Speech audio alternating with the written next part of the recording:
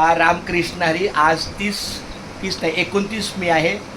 काल गुरुवार होता. बकरी ईद असल्यामुळं मला काही प्रशासकीय कामं जी परवानगी दिंडीसाठी परवानगी लागते त्याची पत्र द्यायची काल राहून गेली. ते बंद असल्यामुळं कार्यालय. मग मी माझी दुसरी कामं केली जी प्रशासकीय नव्हती.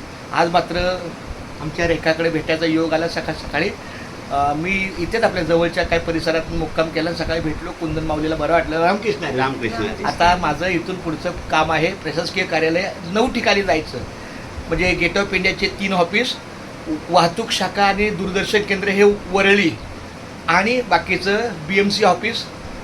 बऱ्याच गोष्टी आहेत त्या अशा प्रकारे 9 ठिकाणी जायचं आहे.